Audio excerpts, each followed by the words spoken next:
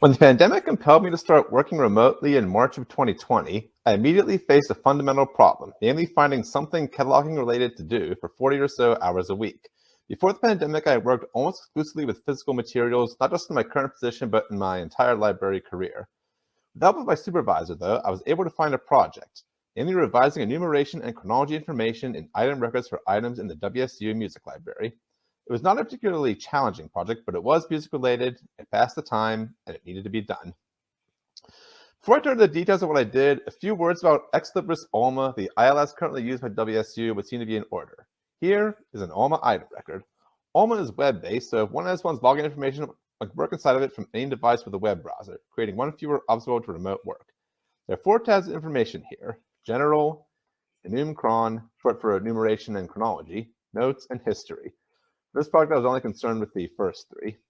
The description field here in the General tab is intended for a human-readable version of enumeration and chronology information. If this is an item record for Volume 2, Number 1 of a serial, and the spine label ended with V.2, No.1, you'd want to see V.2, No.1 in this space. The General tab also has fields for 2 levels each of enumeration and chronology information. Is intended to be machine readable, making it easier to identify what the library owns for interlibrary loan and consortial sharing purposes.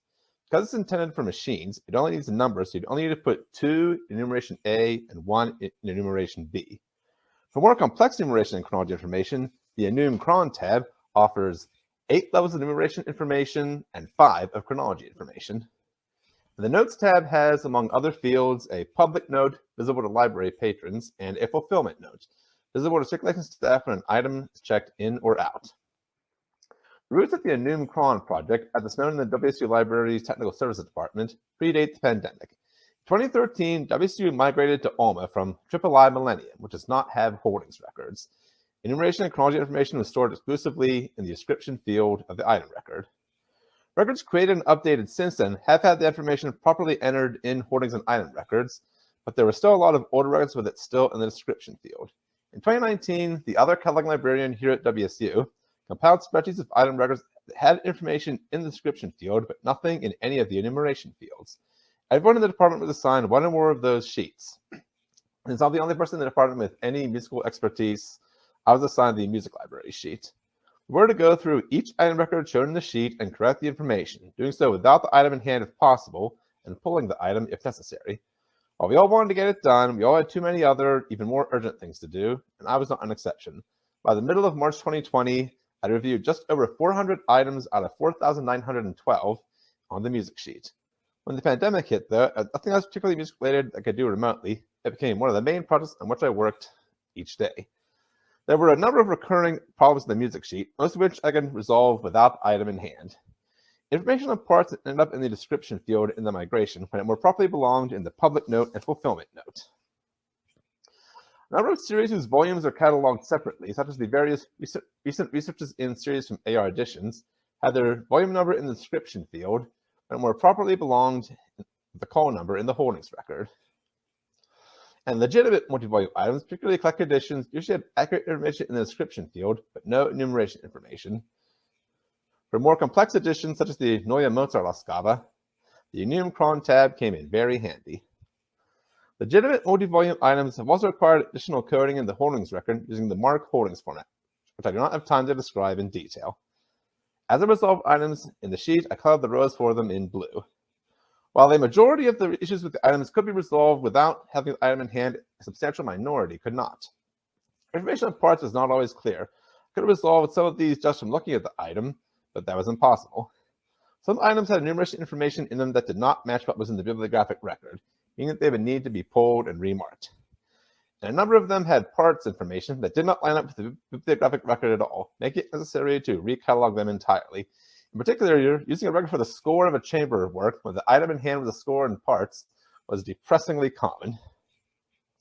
When I encountered an item that I needed to see in order to resolve it, I made a note of it in a Word document and colored it orange in the sheet. I used blue and orange because red and yellow were used for other categories that were later folded into either blue or orange.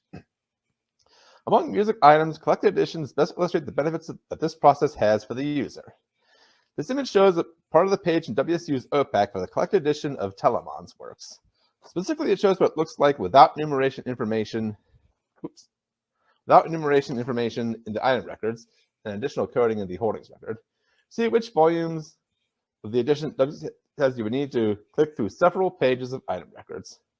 With that information and coding in place, though, one can see it at a glance, with no further clicking needed. While I've been working on-site full-time since this past July, the work on this project has continued. I've been going over to the music library to view the unresolved items and resolve the ones I can without remarking or recataloging. Ones that do need that additional work will eventually be sent to the main library to receive it. More broadly, I've gained a deeper understanding of the WCA Music Library's collections and how they've been cataloged, as well as ideas for potential future cataloging projects. Thank you.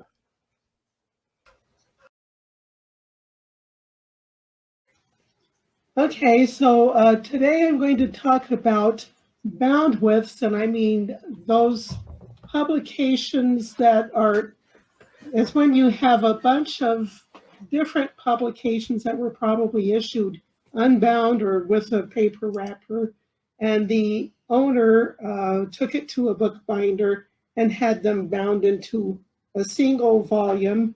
And so cataloger is it's a whatever system you're using, it's always troublesome to describe these things adequately, you know, to get all these titles just that are in one physical piece.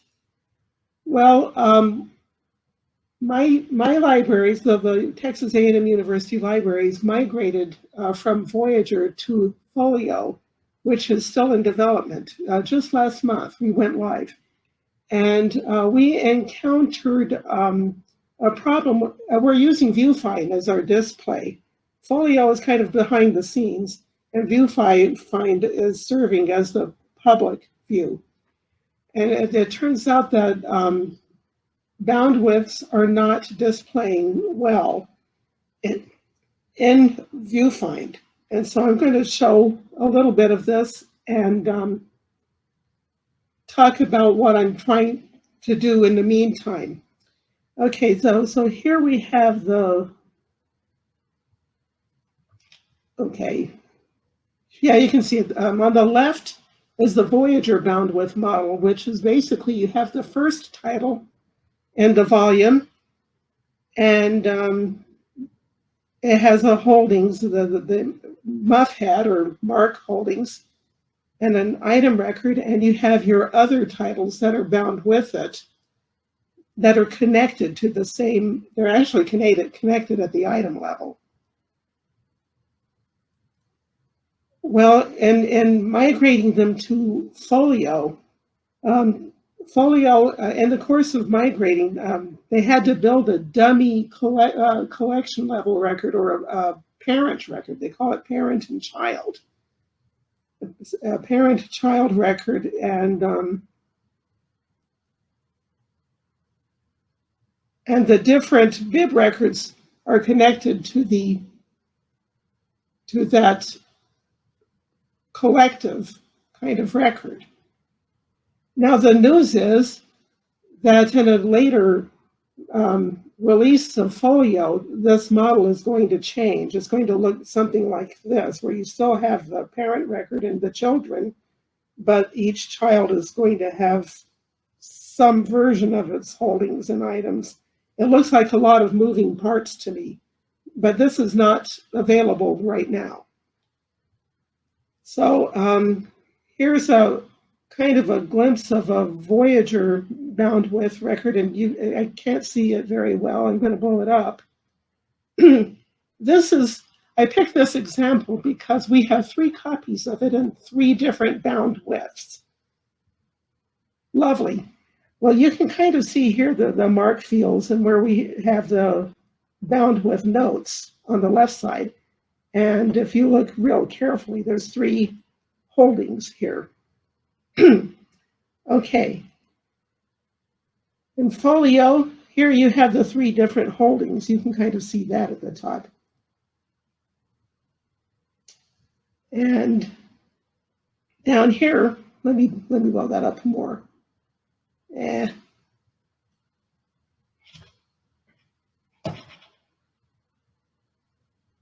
I'm having trouble with my mouse. There we go.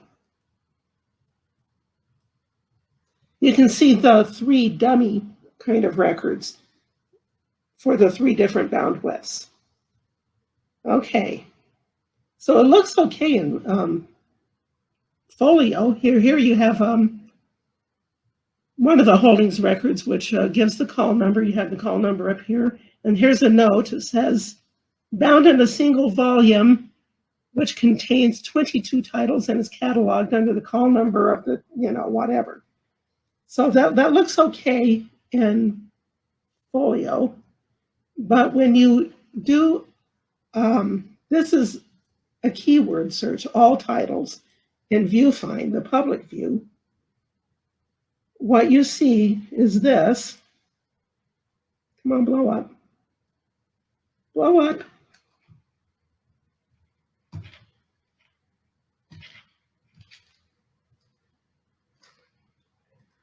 My mouse doesn't know which screen to use. Okay.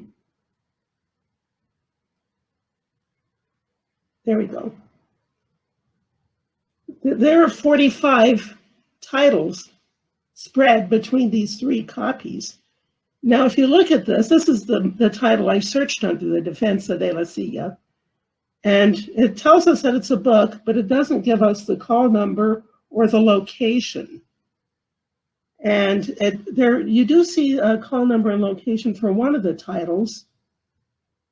Okay, that got too big.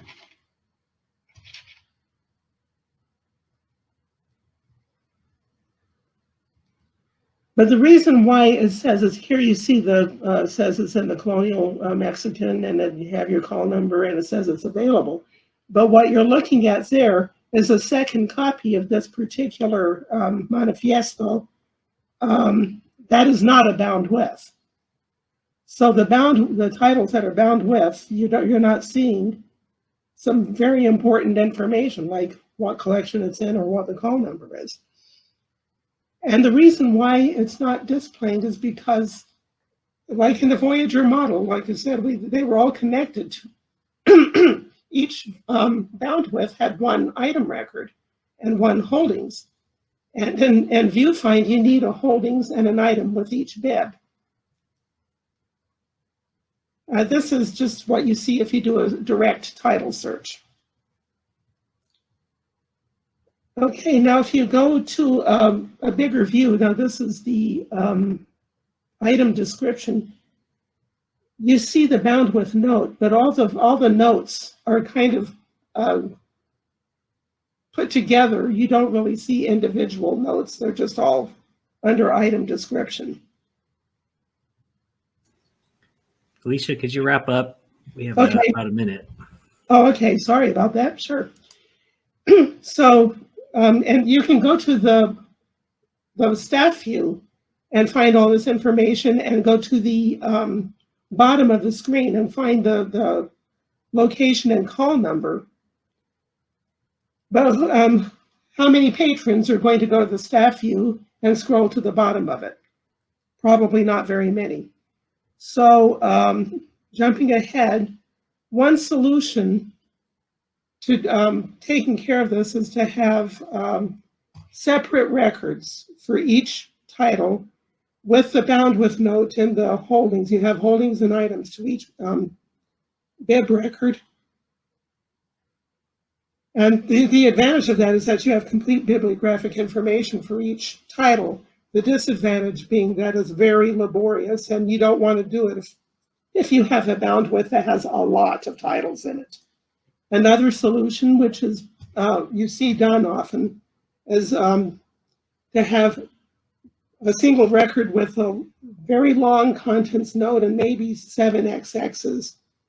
And that's a quick and easy way of doing it, but you lose a lot of bibliographic information of your individual pieces. And so, so either way, it's not a great solution, but it's also a quick one. And that is basically what I have. So thank you for listening to all that. Okay. Kaleidoscope is an orchestra that performs without a conductor. And although they perform orchestral music, they really perform chamber music as well. At UCLA, we received over 5,000 score submissions. Now, this doesn't mean we received 5,000 composers. It's just composers have the option to submit, up to 3 works. And of these 5,000 plus scores, 550 plus were cataloged into our OPAC.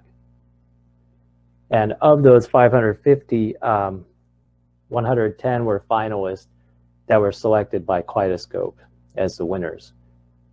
And of the remaining 400 plus, these selections were selected by us and really mostly me. So the goal at UCLA was to offer as much access to these composers as possible and to try to include at least 1 work from everyone if we could. The contest for 2020 was sponsored by UCLA and their music library. They made it free for any composer to submit up to 3 works. Normally, there would have been about a $30 fee, if I remember correctly. Composers had the option to make their music open access or not. Some works were owned by a publisher already, so they could not be open access. And other composers just opted not to do it. And also some composers later asked to have their works withdrawn, which was fine. It happened a few times. And for the 264 publishing field, we determined it was best to use UCLA as the publisher because we were the ones publishing. If there was a publisher in the score, like written on the score, we would include that in a 500 note. Of the remaining 400 plus scores that were not finalists that I worked on, it was mainly up to me to select them, and the strategies I worked were far from perfect. I selected what I thought had the most potential to be performed by the musicians at UCLA. After all, I figured having music that is more likely to be performed might be of more value to these newer composers. If a work was just going to be cataloged but never performed, it's not likely to gather much interest. If the if the music was all very similar, I tried to choose the one, excuse me.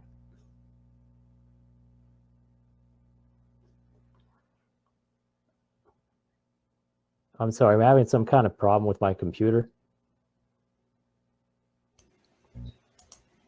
Okay. Oh, hold on. Okay. All right. Sorry, I was saying of those works, if they're all very similar, I just chose the one that I thought looked the most impressive.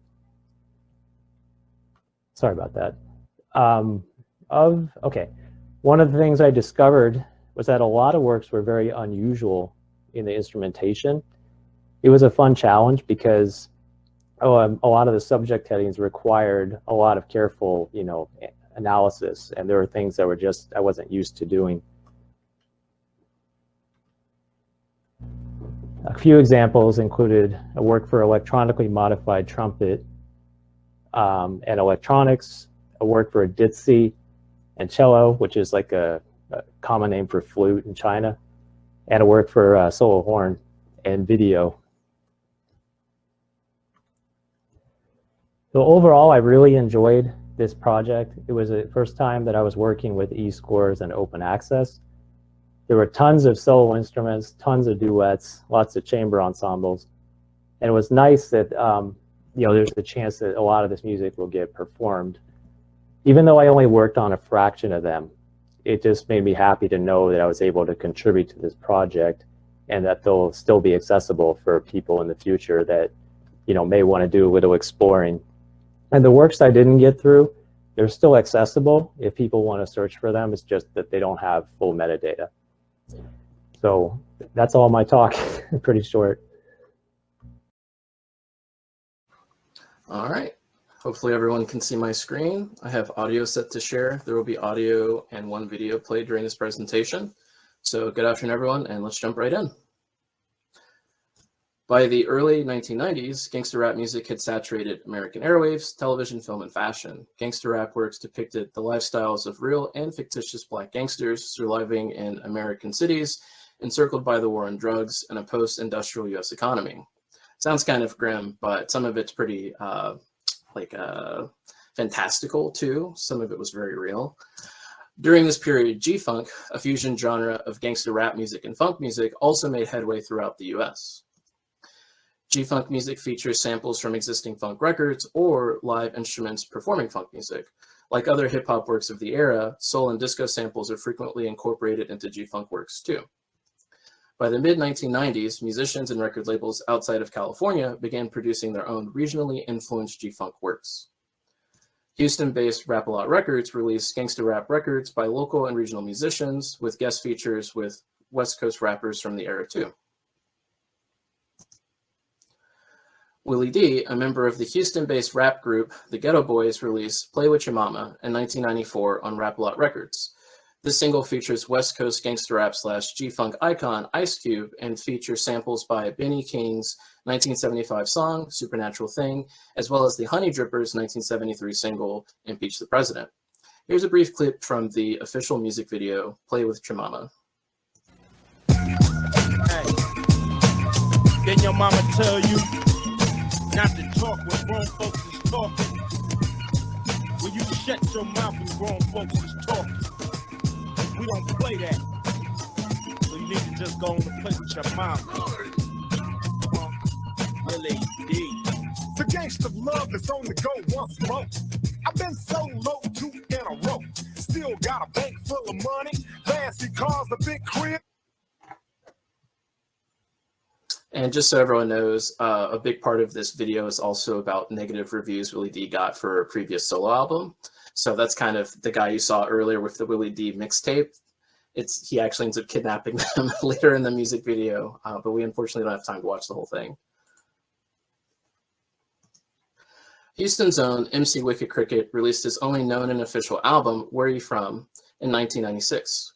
Wickett Crickett was born in Houston in 1959 and lived in New York as a teenager, where he also received a stage name.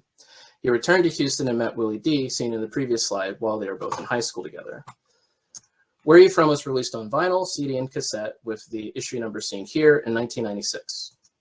The DJ Screw Sound Recordings collection at the University of Houston contains a lacquer disc test pressing to the A-side of Crickett's 1996 album. These recordings are named after Crickett's G-Funk influence anthem for Houston, Where You From? This work features a Parliament Funkadelic-inspired bass line by studio bass guitars and music producer Dirt. The full-length album also features a chopped and screwed version of Where You From by DJ Screw, rest in peace. So this was a handwritten note for the lacquer disc, pretty straightforward from what you can see here. The title and contents notes come from handwritten disc labels, as seen here. The publication information appears on the disc label and the container as well. The performers appeared on the handwritten note, which was confirmed by the cassette of the full-length album already cataloged in the collection. And I had to make a name authority record for Dirt the musician, and I updated Wickett Crickett's record as well. So here's a close-up of the disc again. Seen here is the carry and extent for the lacquer disc. So you see the 340 highlighted, as well as boilerplate 344s. Next is the content notes. Note, however, there is a censored radio version and an uncensored street version with explicit lyrics. This is pretty common from the era. We also include a local note for provenance after export into our local catalog. So this appears in the locally cataloged records for all of the DJ Screw Sound Recording Collection items. For subjects, a partial 382 for rapper was entered. The following Library of Congress subject headings were supplied. Note the geographic subdivision for Houston because this record is about Houston. Here, the reciprocal genre headings were entered. Note remixes music, so it's different from the 650 remixes, as well as test pressing sound recordings. Here is the J-card insert for the full-length album released on cassette. So the lacquer disc test pressing were the first 4 tracks featured on side 1 of this cassette, and then the feature-length album has a second side with other works. So a lot of information here, but I'll break it down in the next couple of slides. The extent and carrier information for cassette tapes can be found on the MLA Best Practices for Audio Carriers document. The contents note appears here with the inclusion of the screwed version, so this appears on side 2 of the cassette. And DJ Screw is also added as an additional entry with the relationship designator remix artist. So now we'll hear the difference between each version. First is the radio version from the official album, Where You From? Where you from? Where you from? Where you from? Sing it, y'all. I feel like breaking it up. Feel like breaking it up. Who got that good smoke? I feel like frying it up. Feel like frying it up. This is me, y'all. I feel like smoking it up. And I'll let you use your imagination about the difference between this radio edit and the street mix, which we unfortunately won't have time to listen to today. Next is the Dirt Radio version, which has a slightly modified bass line. You ain't taking no stuff away from the finger sign. Where you from? Where you from? Where you from? Here we go, y'all. I feel like breaking it up. Feel like breaking it up. Who got that stir? I feel like smoking it up. Feel like smoking it up. Switch the street, y'all. And lastly, we'll hear the screwed version of Where You From, which is actually pretty interesting as far as chopped and screwed music is too. Your hands real quick. Where you from? Where you from? Where you from? You got that love for your neighborhood. Where you at? You got that love for your neighborhood. Where you at? You got that love for your neighborhood. Where you at? Let me see you ripping. Let me see you ripping. And that's all for this lightning talk. I'd also like to thank Emily Vincent here at the University of Houston Libraries, who works on our special collection and is our digitization and preservation expert. She helped digitize these sound recordings for me.